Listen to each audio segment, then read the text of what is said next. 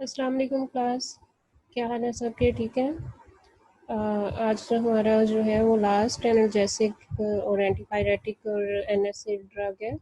ठीक है, उसकी क्लास है जो कि है पायराजोलोन्स एंड पायराजोलिक डिनिडायोन्स। ठीक है, तो इसमें हमारे पास इन डेरिवेटिव्स में जाते हैं चार हम ड्रग्स को डिस्कस करेंगे। ठीक है, जिसमें फिनाइल ब्यूटाजोन,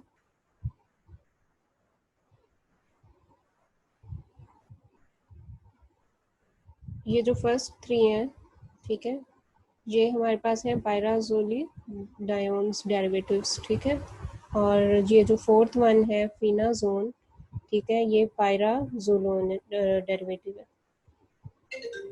ठीक है, तो इसमें हमारे पास जो है ये चार ड्रग्स आ जाती हैं, जिसमें फिनाइल ब्यूटाजोन, ऑक्सीफेन ब्यूटाजोन और सल्फिन पायराजोन। ये जो तीन है ये पायराजोली डायोन्स डेरिवेटिव्स हैं, और फिनाजोन जो है दैट इज पायराजोलोन डेरिवेटिव। अच्छा, अब जो है वो पायराजोलोन और पायराजोलिडायोन्स, ठीक है, इन दोनों में जो है वो सिर्फ एक कार्बोनाइल फंक्शन का डिफरेंस है, बाकी स्ट्रक्चर इनका ऑलमोस्ट सेम होता है। ठीक है, आपको पता है कि कार्बोनाइल फंक्शन क्या होता है? जब कार्बन जो है वो उसके साथ ऑक्सीजन के साथ, ठीक है, डबल बॉन्ड से अटैच होता है। ठीक है, तो उसको हम क्या कहते हैं? Carbonyl function. तो इसमें क्या है, कार्बोनाइल फंक्शन का फ़र्क है इसके स्ट्रक्चर में, बाकी इन दोनों का स्ट्रक्चर जो है वो सेम होता है। तो ये चार ड्रग्स हैं इस कैटेगरी के अंडर, और इनको हम डिस्कस करेंगे।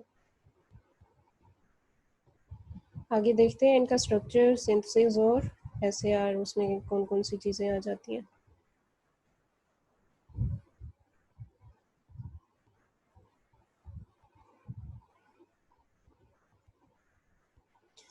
ये स्ट्रक्चर है पायराजोलिडायोन्स का।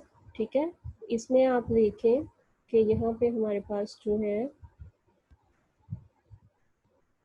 ये हमारा बेसिक रिंग है जो कि पायराजोलिडायोन्स में प्रेजेंट होता है। ठीक है, इसमें हमारे पास अगर हम इसकी नंबरिंग करें तो हमारे पास आता है यहाँ पे, इसको हम पे बोलते हैं पोजीशन वन। ठीक है, ये पोजीशन टू है हमारे पास, ये पोजीशन थ्री है, ये पोजीशन फोर है, और ये पोजीशन फाइव है। तो टोटल हमारे पास जो है वो बेसिक रिंग जो है वो क्या है, फाइव मेंबर्ड रिंग है। उसमें पोजीशन वन और टू पे एडजेसेंट दो नाइट्रोजन होते हैं। ठीक है, इसके बाद पोजीशन थ्री, ठीक है, और पोजीशन फाइव पे हमारे पास कार्बोनाइल फंक्शन होता है। तो ये तो हो गया पायराजोली डायोन्स का स्ट्रक्चर। अगर पायराजोलोन्स हो तो उसमें क्या होगा कि एक हमारे पास कार्बोनाइल फंक्शन नहीं होता। ठीक है, सिर्फ एक ही होता है। तो ये पायराजोली डायोन्स का स्ट्रक्चर है। इसमें हमने देखा कि हमारे पास तीन क्लासेस हैं, एक तो फिनाइल ब्यूटाजोन, ठीक है, दूसरा ऑक्सी ब्यूटाजोन, और थर्ड वन इज सल्फिन पायराजोन। ठीक है, तो इनमें स्ट्रक्चर में थोड़ा थोड़ा सा ही डिफरेंस है। ठीक है, ये जो फिनाइल ब्यूटाजोन है यहाँ पे नंबरिंग की हुई है, ये जैसे आर है, तो दिस आर इज, तो ये जो आर है, ठीक है, ये फिनाइल ब्यूटाजोन के केस में इसमें हाइड्रोजन होता है। ठीक है, और जो ऑक्सी ब्यूटाजोन है उसमें हाइड्रोक्सिल ग्रुप होता है। तो फिनाइल ब्यूटाजोन और ऑक्सी ब्यूटाजोन के स्ट्रक्चर में डिफरेंस जो है वो सिर्फ इस हाइड्रोजन इस पोजीशन पे है। ठीक है, बाकी उनका स्ट्रक्चर सेम है दोनों का। यहाँ पे क्या होगा, आर में फिनाइल ब्यूटाजोन के केस में हमारे पास हाइड्रोजन होता है। ठीक है, और ऑक्सी ब्यूटाजोन के केस में हमारे पास ओ एच होता है। बाकी इनका स्ट्रक्चर आप देखें, आर फोर पे अगर हम सब्सटीट्यूशन करें तो आर फोर पे हमारे पास सिमिलर ग्रुप्स प्रेजेंट हैं। ठीक है, तो ये आपकी आसानी के लिए कि जो इनके स्ट्रक्चर में कहाँ पे डिफरेंस है, फिनाइल ब्यूटाजोन और ऑक्सी ब्यूटाजोन के सिर्फ आर के स्ट्रक्चर में, आर के में यहाँ पे फिनाइल ब्यूटाजोन के केस में हाइड्रोजन है और ऑक्सी ब्यूटाजोन में हाइड्रोक्सिल ग्रुप है, बाकी उनका स्ट्रक्चर सेम है। और सल्फिन पायराजोन के केस में हमारे पास क्या होगा, थायोल ग्रुप अटैच हो जाता है।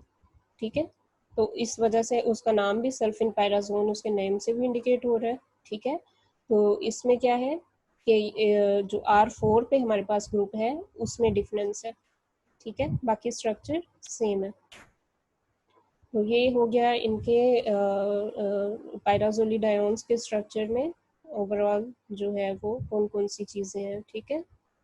आगे इनका देखते हैं कि इनकी सिंथेसिस किस तरह से है। और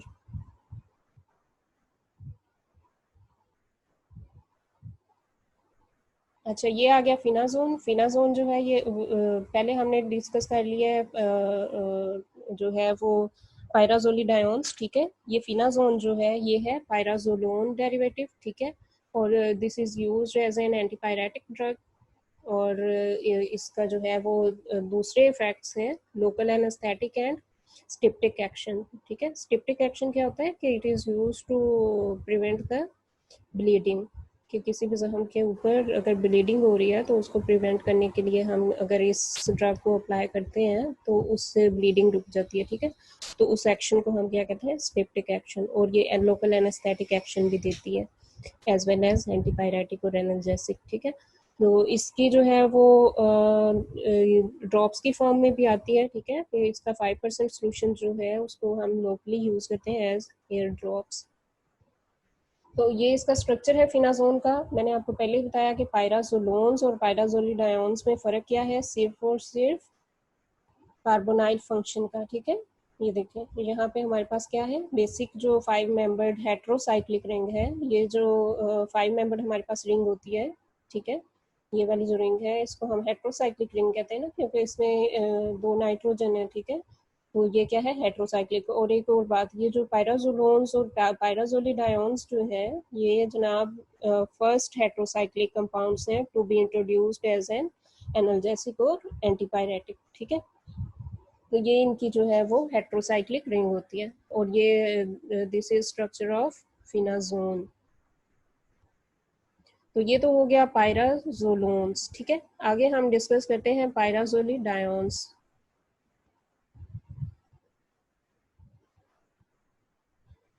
इसमें हमारे पास फर्स्ट कैटेगरी है फिनाइल ब्यूटाजोन, ठीक है। फिनाइल ब्यूटाजोन को हम 4 एन ब्यूटाइल 1,2 डाइफिनाइल 3,5 पायराजोलिडायोन्स भी कहते हैं, ठीक है। तो इसका स्ट्रक्चर देखते हैं, उससे आपको इसके केमिकल नेम का आइडिया हो जाएगा, ठीक है। इसमें हमारे पास जो इसकी सिंथेसिस है, ठीक है, सिंथेसिस में हमारे पास जो मेजर स्टेप्स हैं वो 2 स्टेप्स हो रहे हैं। उसमें क्या है कि सबसे पहले अल्काइलाइज जो हमारा स्टार्टिंग मटेरियल होगा उसकी अल्काइलेशन होती है। और स्टार्टिंग मटेरियल हमारे पास क्या है, डाईएथाइल मेलोनेट, ठीक है। तो डाईएथाइल मेलोनेट की हम अल्काइलेशन करते हैं और उससे हमारे पास as a result of that alkylation हमारे पास डाईएथाइल ब्यूटाइल मेलोनेट बनता है। और ये जो डाईएथाइल ब्यूटाइल मेलोनेट है इसकी हम कंडेंसेशन करते हैं in the presence of diphenyl hydrazine, ठीक है। तो डाइफिनाइल हाइड्राजीन के साथ जब हम उसकी कंडेंसेशन करते हैं तो हमारे पास जो है वो हमारे प्रोडक्ट आती है, final product which is phenylbutazone, ठीक है। तो ये है। तो इसमें क्या है, ये फर्स्ट स्टेप है, फर्स्ट स्टेप में अल्काइलेशन हो रही है, ठीक है, अल्काइलेशन ऑफ डाईएथाइल मेलोनेट, ठीक है। और सेकंड स्टेप में जो है हमारे पास कंडेंसेशन हो रही है, ये this one is second step. और यहाँ पे हमारे पास कंडेंसेशन हो रही है एंड रिजल्ट ऑफ कंडेंसेशन हमारे पास हमारी रिक्वायर्ड प्रोडक्ट बनती है विच इज फिनाइल ब्यूटाजोन, ठीक है। तो यहाँ पे आप फिनाइल रिंग्स बना दें या फिर जो है वो C6H5 लिख दें तो एक ही बात है।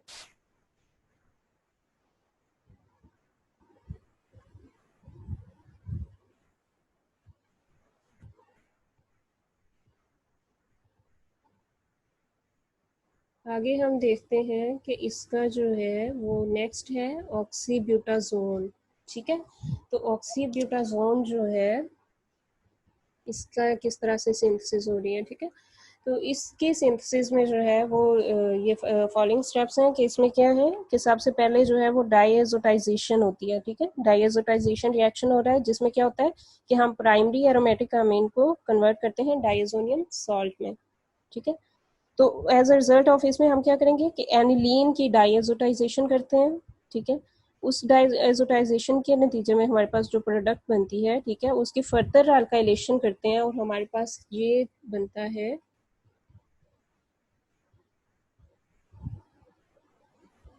ये देखिए एनिलीन है।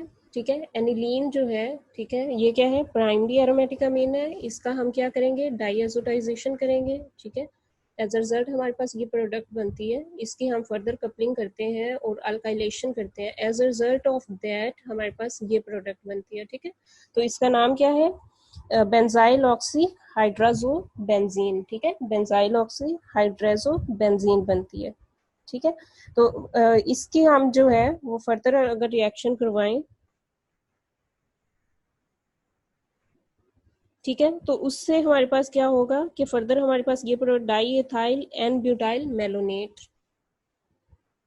ठीक है, ये डाई एथाइल एल मेलोनेट, तो diethyl N butyl malonate, ठीक है। तो इस diethyl N N butyl malonate की जब हम फर्दर रिएक्शन करवाते हैं, ठीक है, बेंजाइल ऑक्सी हाइड्रेजोबेंजीन, ठीक है, ये वाला जो है बेंजाइल हाइड्रोक्सी हाइड्रेजोबेंजीन, ठीक है, in the presence of base, तो उसकी क्या होती है, डीबेंजाइलेशन। डीबेंजाइलेशन क्या होगा कि हम उसमें से जो है वो बेंजीन को रिमूव कर देते हैं, तो एज अ रिजल्ट हमारे पास हमारी रिक्वायर्ड प्रोडक्ट बनती है जिसको हम कहते हैं ऑक्सी ऑक्सीफेन ब्यूटाजोन, ठीक है। तो ये इसके टोटल स्टेप्स हैं सिंथेसिस के, तो टोटल हमारे पास 1 2 और 3 मेजर स्टेप्स बनते हैं, ठीक है, डाईएजोटाइजेशन रिएक्शन, ठीक है, और अगर हम इसको कहें कि ये तो हो गया डाईएजोटाइजेशन, ठीक है, ये इसको हम अल्काइलेशन भी कह सकते हैं, और ये क्या है, डी बेंजाइलेशन, ठीक है। तो टोटल हमारे पास जो है वो 3 स्टेप्स हैं, 1 2 एंड 3, ठीक है। तो ये हमारे पास टोटल इसके 3 स्टेप्स बनते हैं कि डाईएजोटाइजेशन हो रही है, ठीक है, अल्काइलेशन हो रही है in the presence of phenol, ठीक है, ये वाला, और हमारे पास जो है वो डी बेंजाइलेशन हो रही है, और एज अ रिजल्ट हमारे पास ऑक्सी ऑक्सीफेन ब्यूटाजोन बनता है।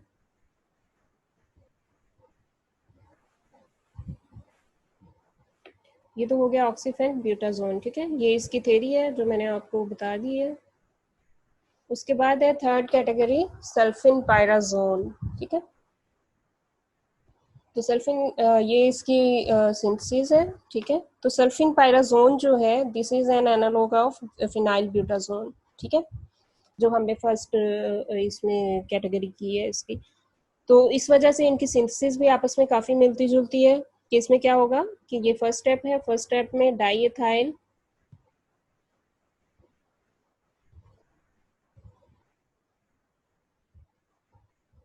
ठीक है, ये सल्फिन पायराजोन और फिनाइल ब्यूटाजोन जो हमने फर्स्ट किया है इसमें पायराजोलिडिन डायोन्स में, उसमें क्या है कि ये वाला स्टेप सेम है कि स्टार्टिंग मटेरियल सेम होता है कि डाईएथाइल मेलोनेट जो है वो आगे फर्दर रिएक्ट करके और सीरीज ऑफ केमिकल रिएक्शन के थ्रू क्या बनाएगा, सल्फिन पायराजोन, ठीक है।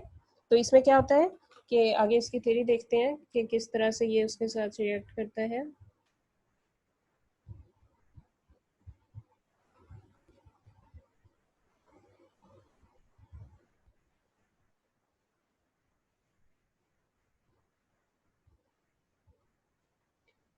ठीक है, कि सल्फिन पायराजोन जो है that is analogue of phenylbutazone, ठीक है, और इसी वजह से इनकी सिंथेसिस जो है वो आपस में काफ़ी मिलती है। तो फर्स्ट स्टेप में क्या होगा, कंडेंसेशन रिएक्शन, ठीक है, और as a result of condensation of hydrazobenzene, ठीक है, तो उसमें क्या होगा, मिलोनिक एस्टर बनता है इनटू पायराजोली डायोन्स, ठीक है, and the subsequent oxidation of thioethyl ester by hydrogen peroxide in acetic acid result into sulfoxide, या फिर हम उसको कह सकते हैं कि सल्फिन पायराजोन के करना क्या है, हमने इन दोनों में डिफरेंस कहाँ पे आके आता है, सल्फर ग्रुप पे, कि यहाँ पे हमने थायो ग्रुप को करवाना होता है इंट्रोड्यूस, और फिनाइल ब्यूटाजोन के केस में थायो ग्रुप इज नॉट प्रेजेंट। और ये जो है सल्फिन पायराजोन जो है ये यूरिकोसोरिक ड्रग है, ठीक है। यूरिकोसोरिक का क्या मतलब है कि ये क्या करेगी, बॉडी में से यूरिक एसिड की एक्सक्रीशन को इंक्रीज कर देती है, ठीक है। तो इस वजह से हम इसको क्या कहते हैं कि दिस इज यूरिकोसोरिक ड्रग। और गाउट के केस में जो कि जॉइंट्स के अंदर हमारे पास वो स्वेलिंग हो जाती है, किस वजह से कि यूरिक एसिड का लेवल बढ़ जाता है, ठीक है। तो इस वजह से ये जो ड्रग्स हैं इनको क्या किया जाता है, गाउट के ट्रीटमेंट के लिए यूज किया जाता है।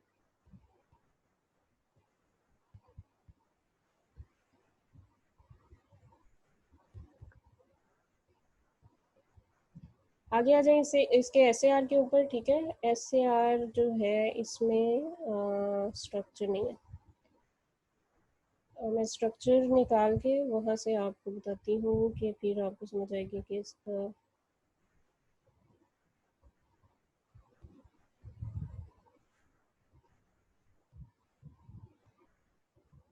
ये ये देखें स्ट्रक्चर, देखें स्ट्रक्चर में हमारे पास क्या है कि मैंने आपको बताया इसमें कि हमारे पास जो है वो एक हेट्रोसाइक्लिक रिंग है, जैसे कि ये, ठीक है, जिसको मैंने रिंग 1 किया है लेबल। ये हमारे पास क्या है, हेट्रोसाइक्लिक रिंग है, और ये हमारे पास phenyl ring and this one is also phenyl ring, ठीक है। तो अगर हम हेट्रोसाइक्लिक रिंग की नंबरिंग करें तो 1 2 3, ठीक है, 4 और 5, ठीक है। तो पोजीशन 1 और 2 पे एडजेसेंट नाइट्रोजन ग्रुप्स हैं, ठीक है। पोजीशन 3 और 5 पे जो है वो oxy group, carbonyl group present है, ठीक है। तो ये जो हमारी पोजीशन 3 एंड 5 है, they are very important from therapeutic activity point of view, ठीक है। तो इसको देखते हैं कि किस तरह से जो है वो इसके ऊपर ये इफेक्ट कर रहा होता है, ठीक है। ये ग्रुप्स जो है उसके स्ट्रक्चर के ऊपर किस तरह से इफेक्ट करते हैं। तो फर्स्ट हम पहले सबसे पहले देखते हैं कि इसमें क्या है कि हमारे पास पोजीशन 3 और 5 पे हमारे पास क्या है, ऑक्सी ग्रुप है, ठीक है। तो इन 3 5 pyrazolid ions derivatives pharmacological activities are closely related to their acidity, ठीक है। तो क्या होता है कि इन दोनों ग्रुप्स पे, यानी पोजीशन 3, ये जो है, ठीक है, ये दोनों पोजीशंस और इस ग्रुप की acidity is very important for the biological activity, ठीक है। तो अगर हम क्या करें कि हम कह रहे हैं कि इन दोनों ग्रुप्स पे जो है, ये दोनों ग्रुप्स और इसकी एसिडिटी जो है is very important for the biological activity, ठीक है। तो क्या होगा, आगे फर्दर हम इस पॉइंट ऑफ व्यू से उसको डिस्कस कर सकते हैं कि अगर हम उसको कम कर दें एसिडिटी को तो उससे क्या इफेक्ट होगा, ठीक है, या अगर हम उस एसिडिटी को इंक्रीज कर दें तो उससे क्या इफेक्ट होगा, ठीक है। तो सबसे पहले देखते हैं कि डिक्रीजिंग और एलिमिनेटिंग द एसिडिटी, ठीक है। तो उससे हमें क्या होगा कि हमारे पास जो है, यहाँ पे आप देखें पोजीशन 4 के ऊपर हमारे पास क्या है, प्रोटॉन, ठीक है। तो अगर हम क्या करें कि इसकी एसिडिटी को कम करते हैं, ठीक है, तो उससे क्या होगा कि एंटी इन्फ्लेमेटरी एक्टिविटी जो है वो कम हो जाएगी, ठीक है, या बिल्कुल खत्म हो जाएगी, ठीक है। तो क्या मतलब हुआ कि एसिडिक उसका जो है एसिडिटी और उसकी बायोलॉजिकल एक्टिविटी, ठीक है, उसका डायरेक्ट रिलेशनशिप है, ठीक है। तो अगर यहाँ पर हमारे पास जो है वो प्रोटॉन प्रेजेंट है, ठीक है, तो उस प्रोटॉन की वजह से अगर उसकी एसिडिटी को अगर हम कम कर दें या फॉर एग्जांपल प्रोटॉन को रिप्लेस कर दें तो उससे क्या होगा, उसकी बायोलॉजिकल एक्टिविटी जो है वो रिमूव हो जाएगी, ठीक है। ये तो हो गया कम करने के केस में। अगर हम क्या करें कि उसकी बायोलॉजिकल एक्टिविटी को इन्हेंस कर दें, ठीक है, तो उससे क्या होगा कि उसकी एंटी इन्फ्लेमेटरी एक्टिविटी कम हो जाएगी। लेकिन उससे क्या होगा कि हमने जैसे उसमें सल्फिन पायराजोन के केस में देखा है कि दैट इज यूरिकोसोरिक ड्रग, ठीक है। तो अगर हम एसिडिटी को इंक्रीज कर देंगे तो सल्फिन पायराजोन के केस में उसकी यूरिकोसोरिक एक्टिविटी जो है वो ज्यादा हो जाएगी, ठीक है। कि क्या मतलब है कि उसकी एंटी इन्फ्लेमेटरी एक्टिविटी जो है वो तो कम हो जाएगी अगर हम उसकी एसिडिटी को इंक्रीज करते हैं, यानी आउट ऑफ लिमिट करते हैं। लेकिन उससे क्या होगा कि सल्फिन पायराजोन के केस में उसकी जो है वो एक्टिविटी जो है जो उसकी थी यूरिकोसोरिक एक्टिविटी वो इंक्रीज हो जाएगी, ठीक है।